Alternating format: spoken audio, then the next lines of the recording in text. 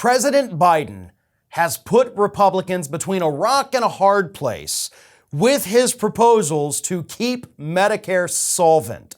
So here's what's happening. Multiple different analyses have been done on the Medicare program, and one of them says that the program could become insolvent by the year 2030. Another one says it could be insolvent, by the year 2028. Either way, the clock is ticking. Medicare is putting out more money than it's taking in. And we all know, of course, that for the last month, President Biden has been hammering the hell out of Republicans for their desire to cut Medicare instead of making the program better. They just want to slash it until it dies.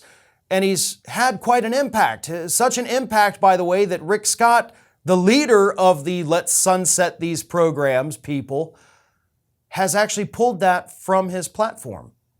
So Biden's winning on the Medicare messaging. People want to save Medicare. And now he's put them in the position to where they can't call for Medicare cuts. They have to try to make the program better. And Biden's plan would make the program better, keep it solvent, by raising taxes on anyone making more than $400,000 a year, as well as raising taxes on corporations. So the trap that Biden has now set for these Republicans is that they either have to raise taxes on themselves and their donors, which we know they don't want to do, or worst case scenario, they have to go along with the plan, raise the taxes, and Medicare is saved. So either way, Biden will win. Because when Republicans vote against this, which they will because they hate taxes on themselves and their donors, then the Democrats have the ultimate talking point.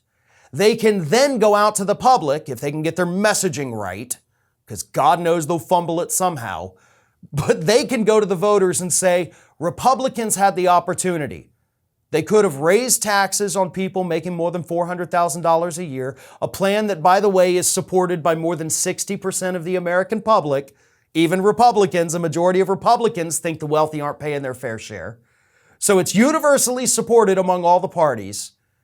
And the Democrats can say Republicans voted to save their tax cuts, and now you won't have Medicare in a couple years because of that. They showed you what their priorities are. They want to protect themselves, they want to protect their wealthy donors, and they want you to suffer. Now, how are you going to handle that? Because you can go to the ballot box and make sure that these donor-protecting Republicans that are sending you into poverty don't ever get back into office. That's a winning message. Again, assuming the Democrats can get their messaging right. They tend to do a very bad job at it. But I am hopeful and optimistic because this is a smart plan. Tying saving Medicare to raising taxes on wealthy people. And by the way, saving Medicare is also widely supported by the American public, along with raising taxes on the wealthy. Everything Biden is doing is what the public wants.